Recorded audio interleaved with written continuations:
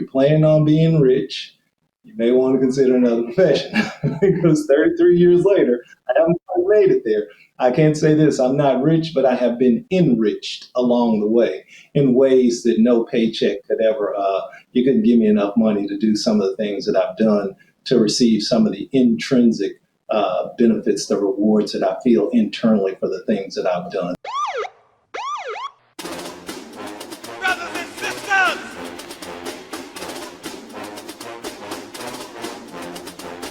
brothers and sisters, I don't know what this world is coming to. You're listening to the Black and Blue Podcast, a discussion and celebration of the roles of African Americans and other minorities in U.S. law enforcement. Your host on the Black and Blue Podcast is Dale Peters, a law enforcement professional with over 20 years experience in the business. Hop on board this Black and Blue train of interviews, current events, and pop culture conversations. So get ready.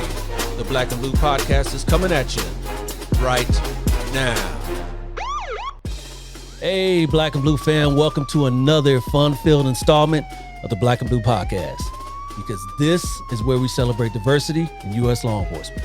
My name is Dale, and I'm the host, the MC, the ringmaster, whatever you want to call it, that's me. I appreciate you taking some time to check out what I got going on here, because I got a real good one for you today. But first, if you haven't done so already, please consider clicking those like, subscribe, and bell icons right down here on my YouTube channel. It really helps me out a lot on those algorithms. And if you're listening to me on your favorite podcast platform, please rate the Black and Blue Podcast 5 stars. And finally, make sure you head on over to my social media pages for even more content.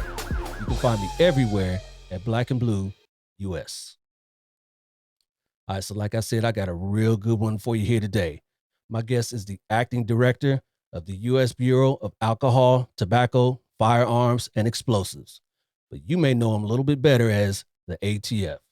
Everybody, help me welcome to the Black and Blue Podcast, acting ATF director, Marvin Richardson.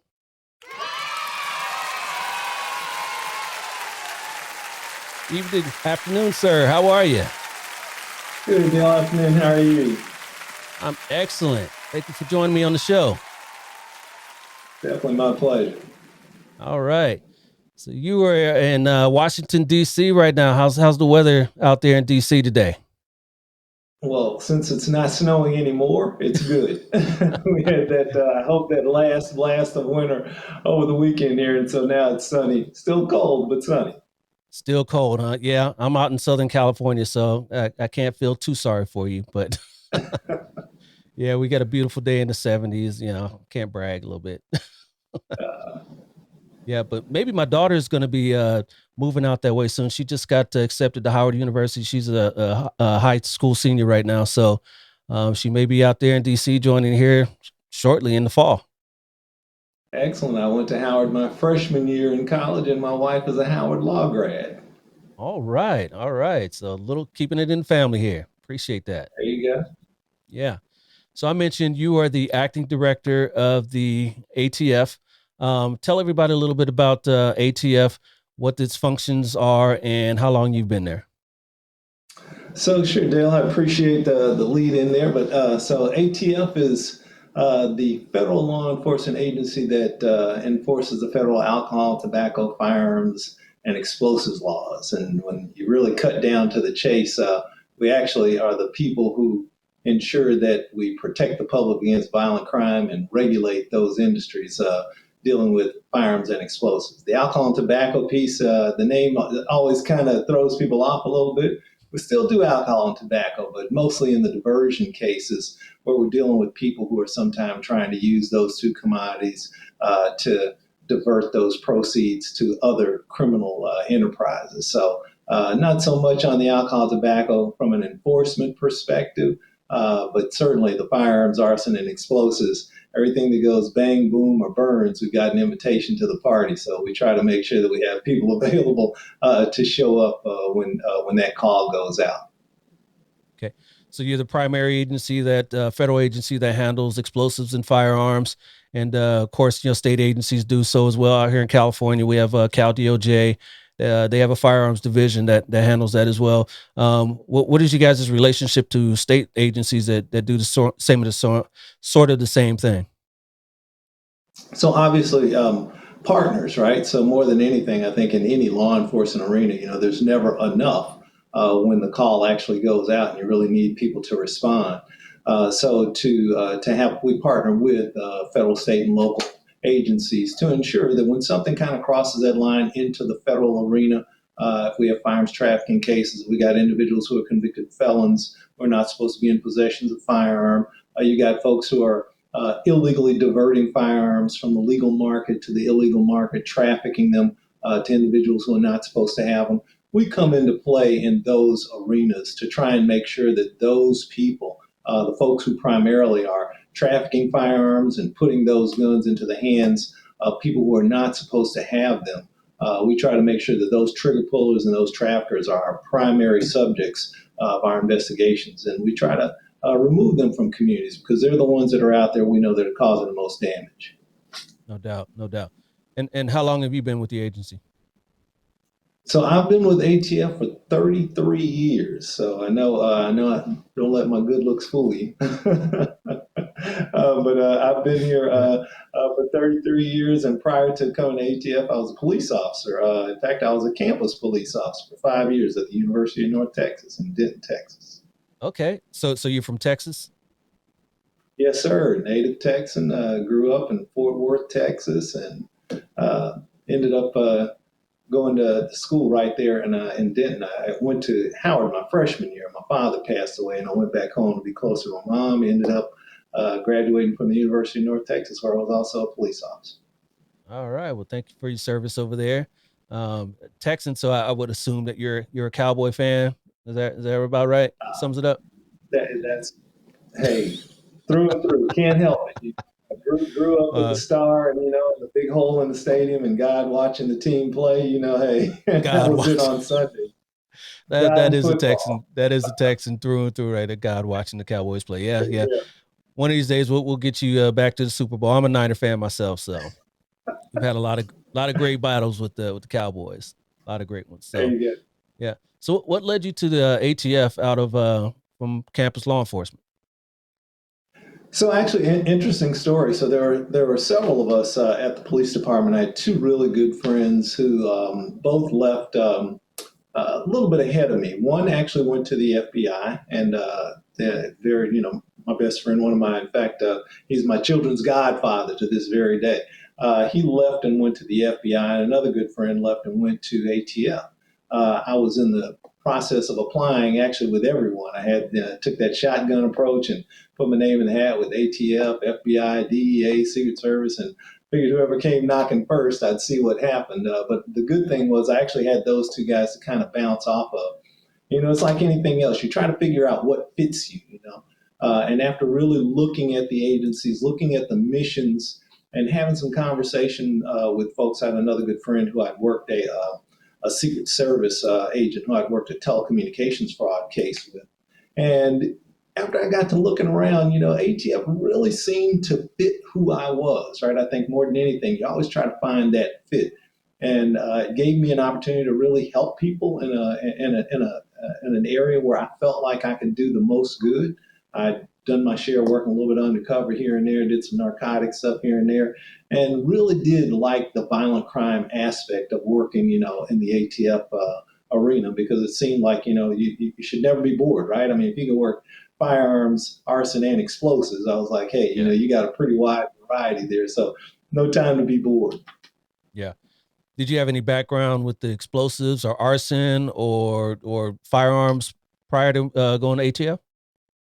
No, I did not. In fact, that was again another one of those things that attracted me. There was just the opportunity to learn something new. I mean, I felt like I was a pretty decent criminal investigator. I knew my way around investigations. But actually, when I started at the agency in Dallas, my very first group was an arson explosive group. knew absolutely nothing, which was fantastic because I'm that curious guy, right? I want to be challenged all the time. And it was an opportunity to really learn almost a whole new trade or a whole new craft in investigations when you start talking about investigating arsons and explosive cases, because you got to remember, I mean, you're going into a scene where nothing is what it used to be. Once it has been burnt up, blown up, the one thing that I can tell you I learned early on about matter, you can do whatever you want to, but you can't always destroy it. There's a way to determine what it was from whatever its state is currently, right? So from the ashes, interesting the things that you can learn when you're going back and you're doing submitting stuff to the lab for different examinations and having them tell you the results. So that to me was very exciting. It was one of those opportunities to do something different and learn something new. Yeah, yeah. We spoke a little bit off air about my prior life. I was IRS CI special agent. And when I went to training in Glencoe, half of my class were special agents with ATF trainees at the time. And so you go through half of that training, and then once you're done with that, you branch off to your own individual agency training. And ATF was always blowing up something over there at FLETC. I mean, you could hear the booms going off every day. and we would joke, "Oh, there's ATF blowing stuff up again." There you go. You got to tear it up in order to put it back together. Yeah, yeah. But those are some good guys. I hope they're still doing well over there at the agency. That's a pretty good high speed agency. Thank you. Yeah, absolutely. So you said you went back to Texas and you learned how to do some arsons and explosive sort of stuff. What sort of assignments have you had across your career?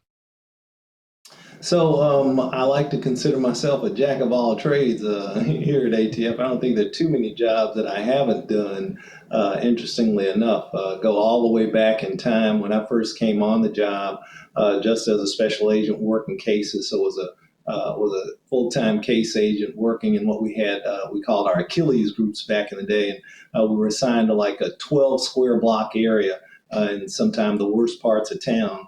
And just given the task of going in there and cleaning it up, right, making sure that you get rid of those folks who were pulling triggers and out there just wreaking havoc in communities. So aside from being a street agent, I was also a public information officer. So I was a PIO actually at the police department for a short period of time, and I was at Waco as a part of our special response team back in 1993.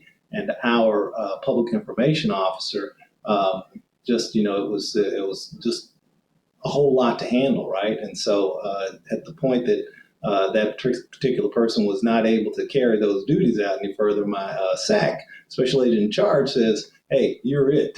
You did this at the police department, didn't you? You can handle it." And I was like, "Okay." So Okay. did a little work and did it, and then decided, after things went pretty well there, handling some of that press. He actually put me in the position there for about a year and a half, and I did that. Then moved on up the ranks, got into supervision and leadership as a group supervisor, assistant special agent in charge. I was the chief of our National Center for Explosives Training and Research for a period of time. I've been the chief of our professional review board, so the dean of discipline, so to speak. Okay. And from there, I'm a special agent in charge, and then up into the executive levels of leadership here with ATF as the deputy assistant director, and eventually ended up the COO, the number two here, and back in June of this 2021 became the acting director. Okay. All right. And how's the acting job working for you?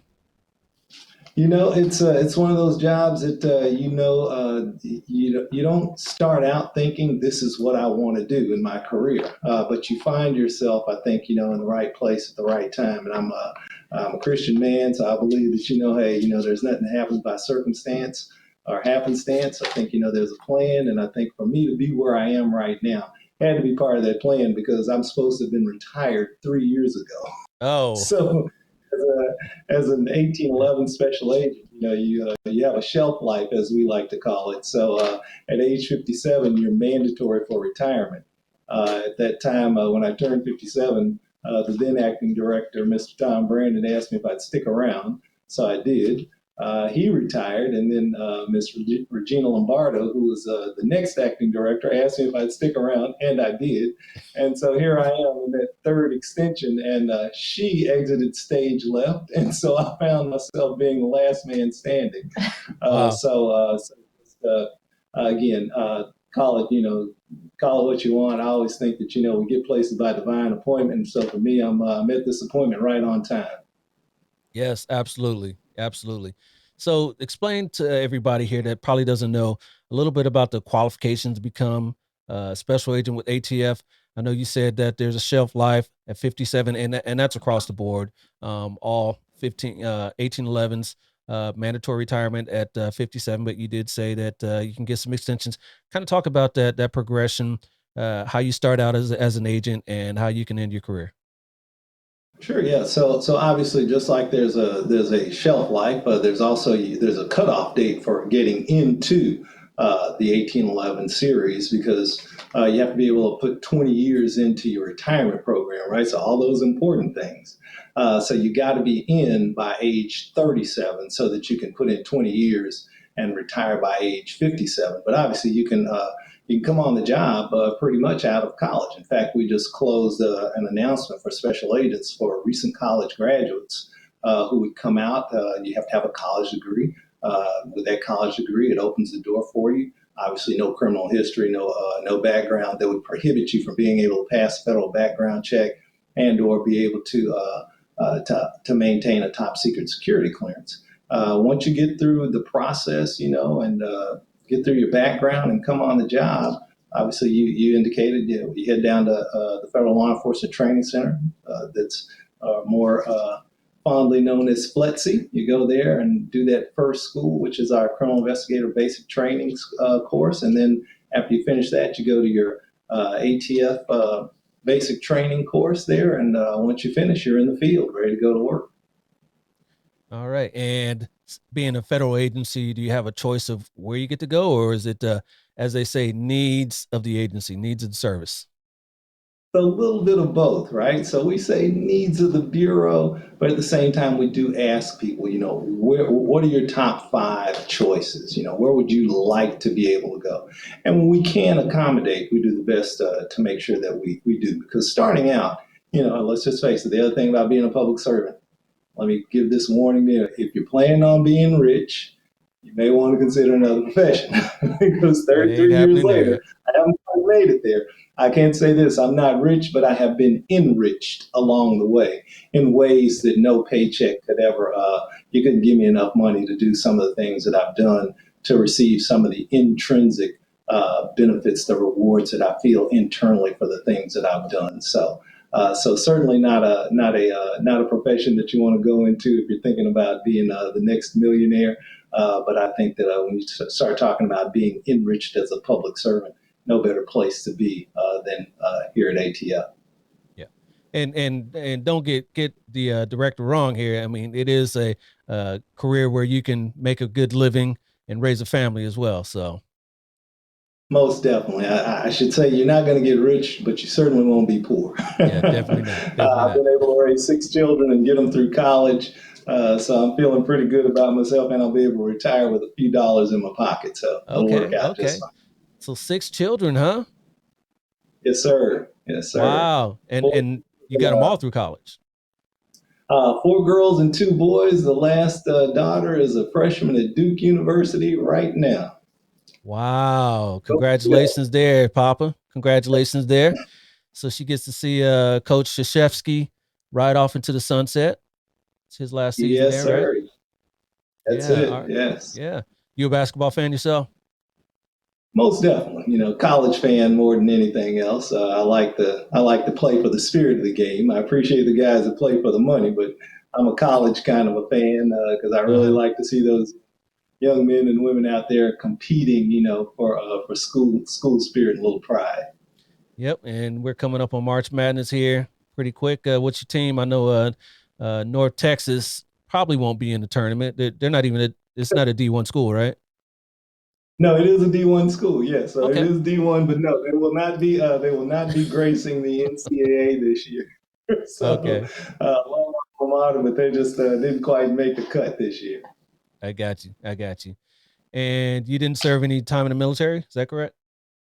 No, sir, I did not. In fact, look, I come from a military family, though. All my dad and all my brothers, in fact, my sisters even married military men. And I was the last. There were nine of us, and my mom and dad actually adopted one of my cousins, so there were 10 of us in total growing up in the house there, and all of them either went to the military or married military. I had an opportunity to serve, and I chose to do it here through public service. Yeah, you're serving in this capacity here, so yeah, you're doing the thing there.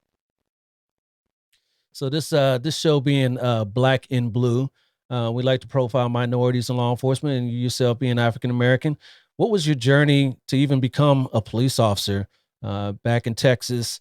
Being African American, did you kind of have people that were kind of like not so hot, in your family or your friends that you wanted to become a police officer and get into law enforcement? So yeah, it was definitely different because again, growing up and I grew up in a small black community there on the west side of Fort Worth, Texas, and a lot of times growing up, the only time you saw police officers coming in the community, you knew somebody's dad, brother, cousin, uncle was going to jail. That was about it. So I can't say that I grew up with this dream of always wanting to be a police officer. That wasn't my journey at all.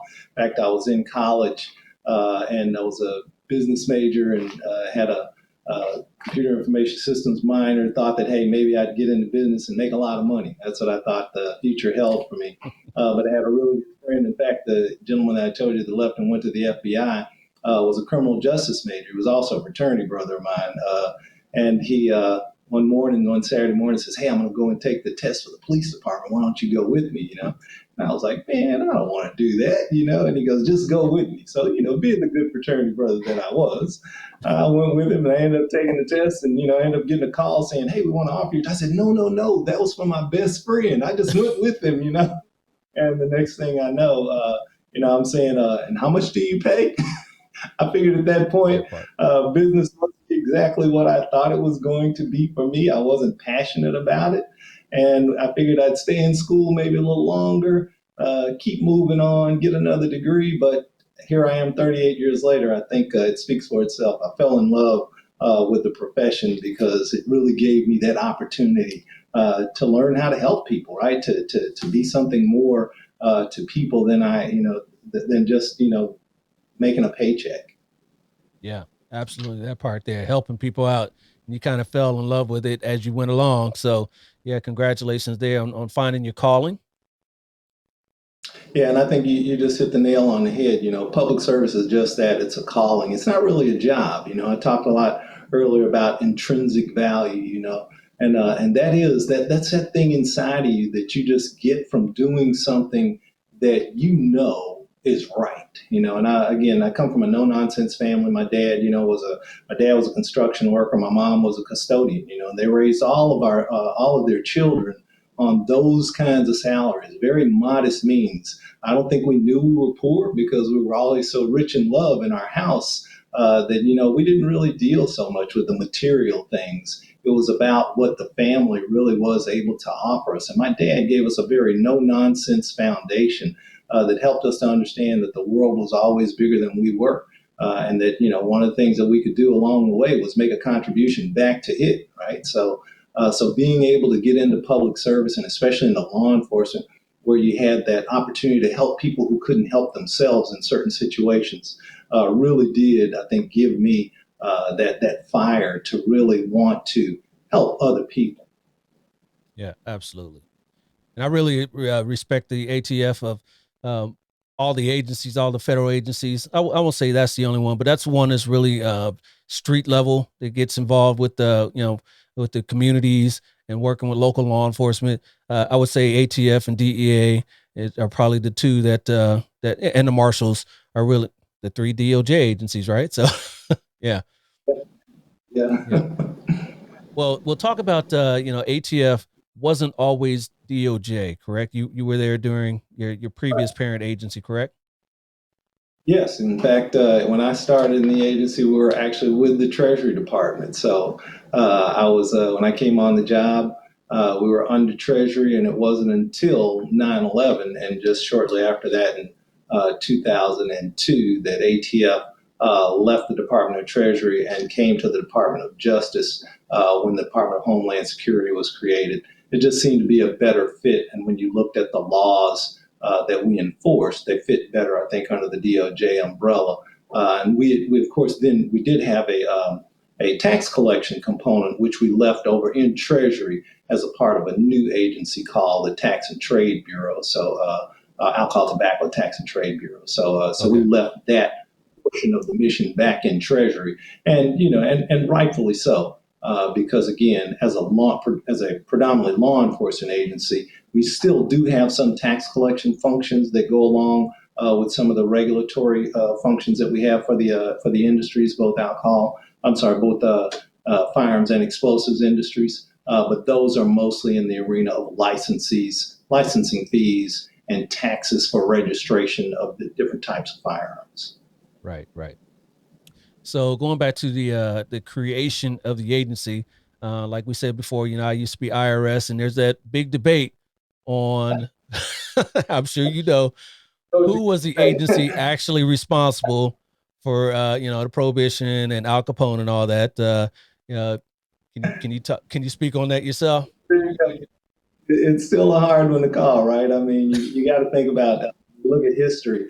Obviously, ATF, one of our forerunner agencies, the Bureau of Prohibition, which was a part of IRS at the time, came into, really came into fame with Elliot Ness, who, of course, was known as the great grandfather of ATF, so to speak.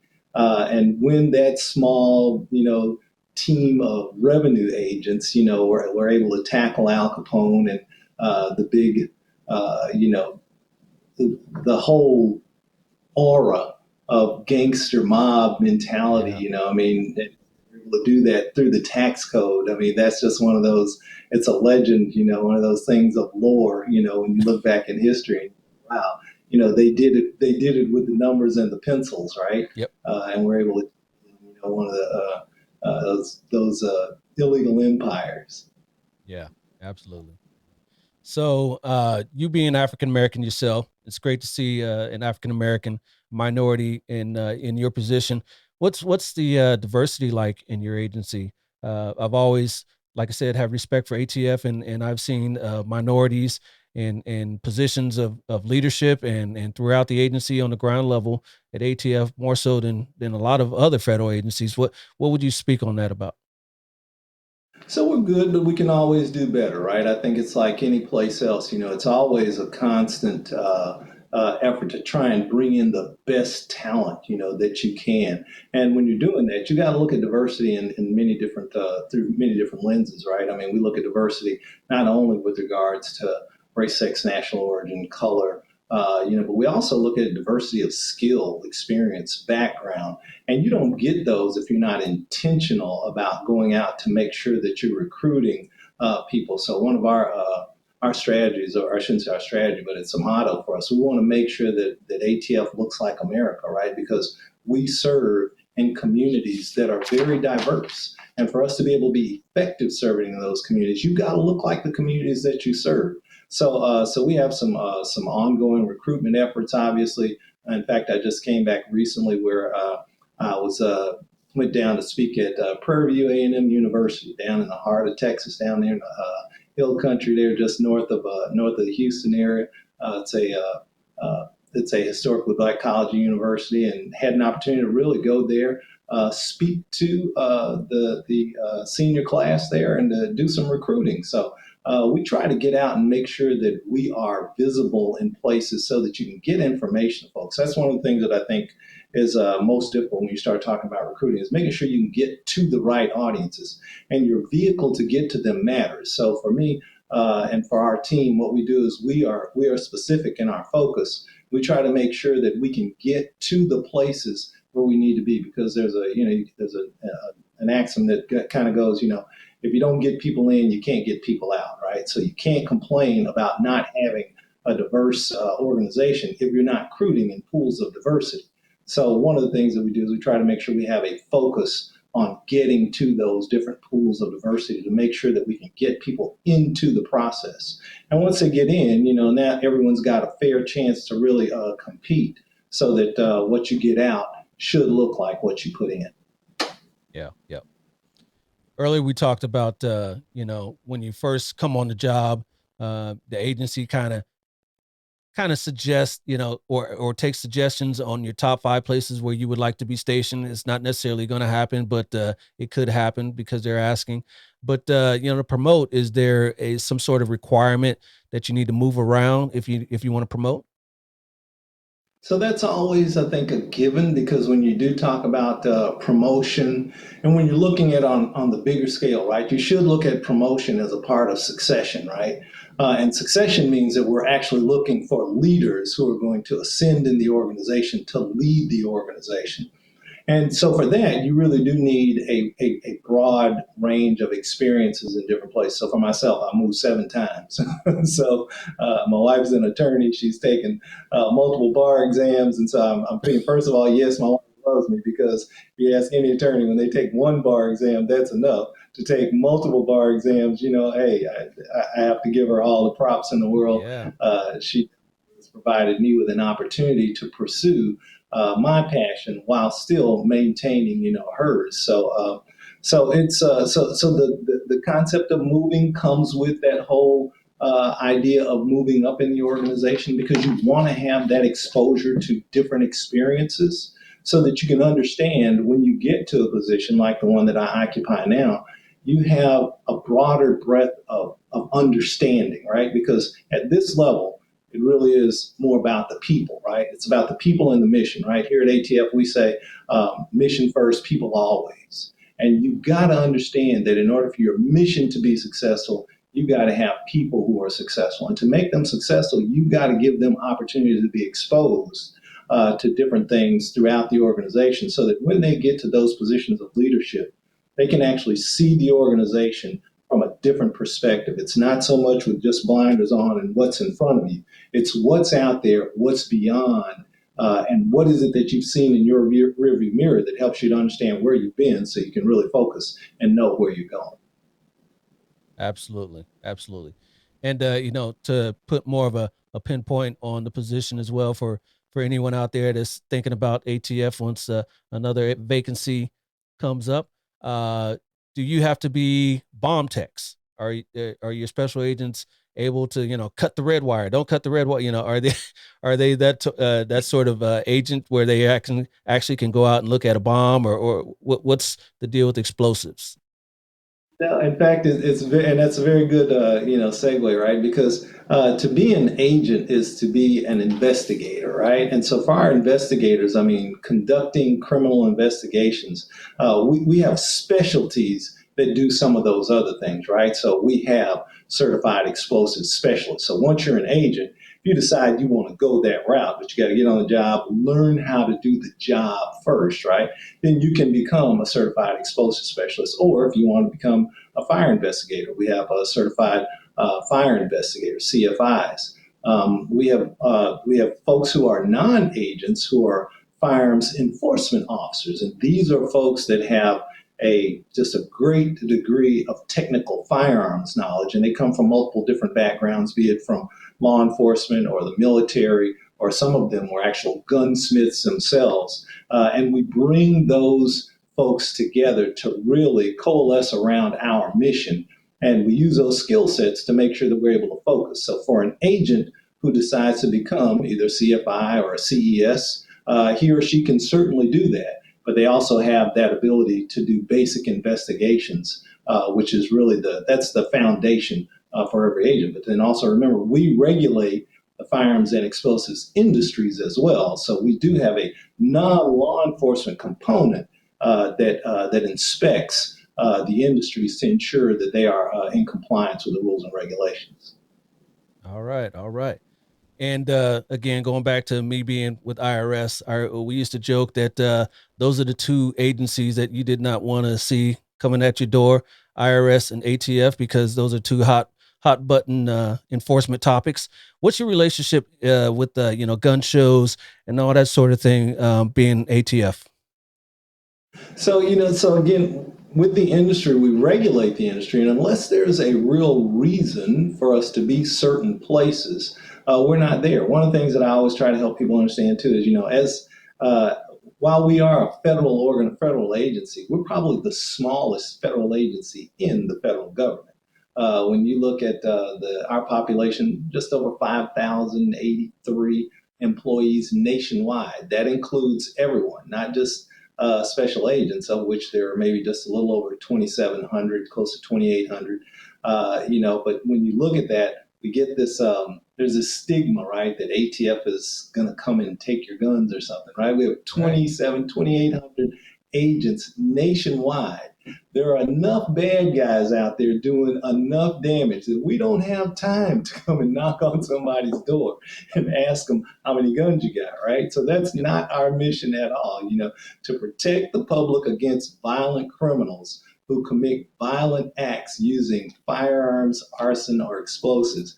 That takes up all of our time. And I'll tell you, if I had more, we would focus those agents on those very same components of violent crime to try and make our communities just that much safer to live in.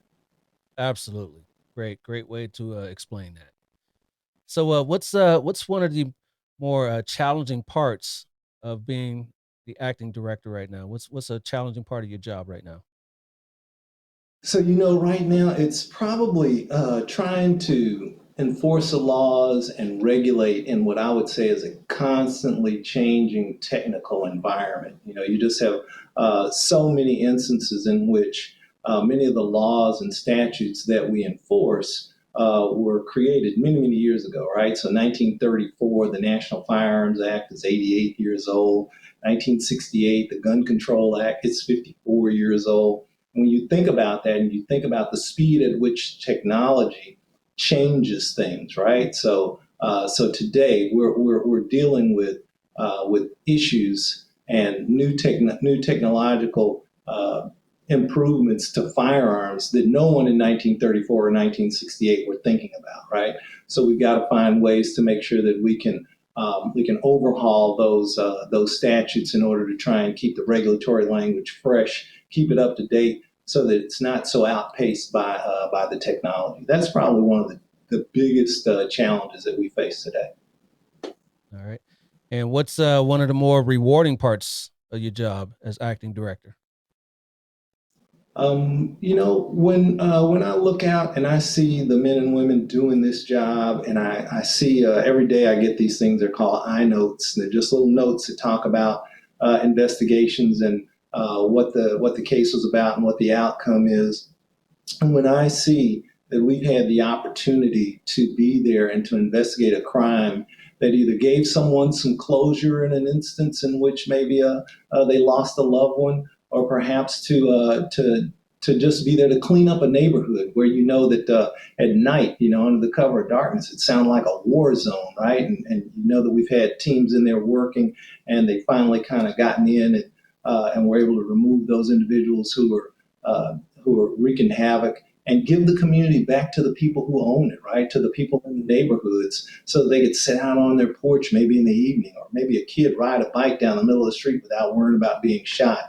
Those are the opportunities when I hear and I see those stories today, and knowing that I've been a part of those efforts in my past. That comes back to that intrinsic value that I talked about early on, right? I mean, knowing that you are a part of something like that, that helps to restore and to return what is rightfully I think belongs to the communities back to them. That's probably it for me. Yeah, yeah. Love to hear that. Love to hear that. And as a leader of this organization, I'm sure you've had some role models and some mentors along the way. Can you talk about any of those? Oh yeah, so you want to talk about as a young man? There were guys who I joined the National Organization of Black Law Enforcement Executives when I was just a young sergeant at the police department, and there were guys who I smile to this day when I talk about them, and I still run into them occasionally. And you can't help but appreciate them, because the things that they told me then and taught me then really did help me, I think, along the way. Guys like Willie Williams, and guys like Chuck Ramsey. I mean, these are guys who, they're in and of themselves, just legends in law enforcement. Lee P. Brown was another one of those guys. He was a chief down in Houston, Texas. He was also chief in Atlanta. You had guys like little known guys, even for me, who were not even ATF agents, but Secret Service agents. A guy named Jerry Patton was the special agent in charge in the Dallas Field Division when I was a young agent there in Dallas, who just pulled me to the side, and gave me good advice, because at that time in ATF, there were no black special agents in charge. In fact, there had only been one when I came on the job prior to that. So I didn't know what that looked like, to be honest. I knew that it had to be possible. But him and a guy named Hubert Bell was the first federal agent that I met who was a senior executive, and really just took the time to stop and talk with me at a Noble conference and say, hey, look, I was a brand new ATF agent, was just, too young to really be thinking about moving up in life, at that time. But they took the time to stop and plant seeds of wisdom, right? To say, hey, look, you know what, young fellow, this is what you're going to go through. You got to stick with it. And those guys really did, I think, they paved the way, but at the same time, they didn't mind giving you a hand, reaching back and making sure that they pulled you along. And from that, I think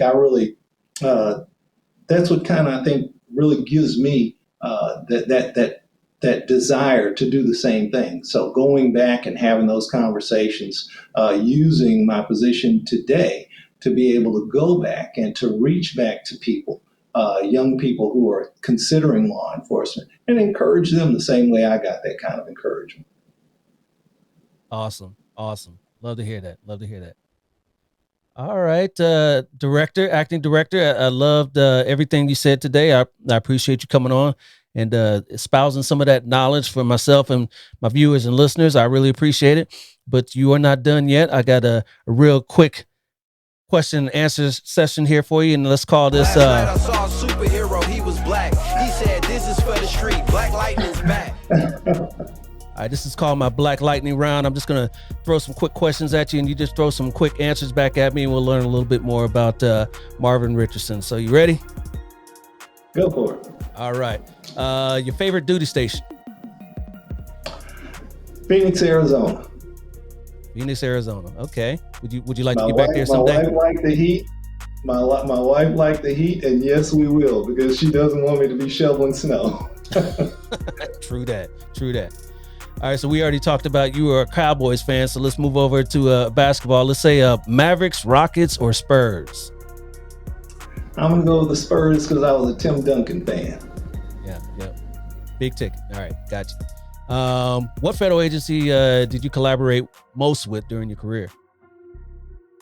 I'd have to go with DEA. DEA? Okay. All right. I can see that. You ever seen the movie Deja Vu with Denzel Washington? Most definitely.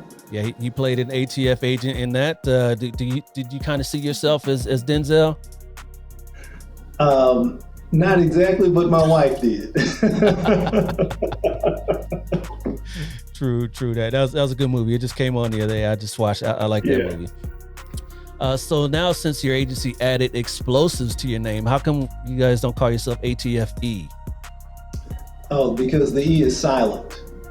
The E is... Get it? Explosives don't make very much noise, so we figured we'd keep the E silent. All right, I got you. Janet Jackson or Mariah Carey? Janet. Yep.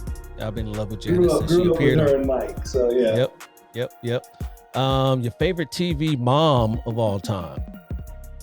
Gotta go with Claire Huxtable. Claire Huxtable of the Cosby Show fame. Yeah, absolutely. Yep. What hidden talent do you have that nobody knows about? Let's see. I'm not very good at it anymore, but once upon a time I was a gymnast. Really? Yes, sir. Okay. It's hard. As you got taller, it was a little bit more difficult. Yeah. What sort of what sort of exercise? Not exercises, but events were you doing as a gymnast? Oh, so I compete floor exercise and the ring. So between the two, I was always kind of small. So Didn't have too much bacon to hold up with an iron cross, so that wasn't bad. And just always had springs in my legs. I was always that guy who on the floor pushed up.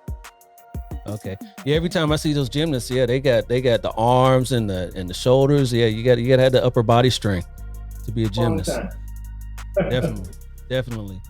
And lastly, so Tom, I'm sure you heard Tom Brady just unretired, so he's gonna come back and play for the Bucks. And if you had it to do all over again, what career move would you do if you could do all over again in your career? To be honest with you, I'm doing it. So since I retired at 57 and decided to stick around, I'm actually here in my third extension right now. So I'm actually doing exactly what I would have done had I been able to retire and come back out of it, because it's just been a great opportunity to take everything that I've learned along the way and to be able to put it into action now, to really take the organization into the future down a path that I'm very comfortable walking on right now, because after having been around and through as much as I've seen in my 33 years, it's a great opportunity to really, take the agency places that I think we still have a lot of good to do in. All right. How much longer for you? To be continued. So that's a good question. If they ask me to stay, I'll probably continue to do that. And that's as long as I'm enjoying it, I tell you, I wouldn't do anything any different, right? I think if anyone asks that, people always ask you that question. If you had to go back and do it all over again, would you? I don't think I'd change a thing. I learned so much through my experiences. My family benefited so much. My children learned how to be resilient. They grew into incredible young adults. And I think all of that is a part of the process. And when you change something in that process, you also change the outcome. I like the outcome that I've got. Yep. Love it. All right. I appreciate everything for you. So just some words of wisdom for my viewers and listeners on the way out before I get you out of here. Hey, be the change that you want to see, right? That's not me, that's Gandhi. We talk about, especially today, when you look in law enforcement, there are a lot of folks who want to change things. They don't, I'm not certain that they all have the answers, but I will say this, if you want to change it, be a part of the change, right? The way to be that change that you want to see is to get involved. So a lot of young folks, I go out there and I recruit and I tell them, law enforcement is still an outstanding career field to get into. Yes, we got some changes that we have to make, some things that we can do better, but you know what? It's a whole lot better when you can make that change from the inside than standing outside and just kind of window shopping, talking about it. Get inside and be a part of the solution. Facts. All right, Director Richardson, I appreciate everything that you've done, going back 30-something years, and whatever you plan to do in the future, I'm here for it. All right, man. Hey, I appreciate you, Dale. Thank you so much for giving me the time. Absolutely. You take care and be safe. All right. God bless. Be safe. You got it. Okay, that's what's up. That was Acting ATF Director Marvin Richardson. Thank you for coming on to the program, sir, and I hope the acting gets removed from your title real soon. If you guys enjoyed this episode as much as I did, make sure you give it a thumbs up right here on my YouTube channel. Or please rate this episode 5 stars on whatever podcast platform you're listening to me on right now. I'll be back in a couple weeks with an equally exciting story from a minority law enforcement officer in this great country of ours. But till then, y'all know the phrase, stay black in blue. I'll holler at you. Peace. This has been a Maitre D Entertainment presentation.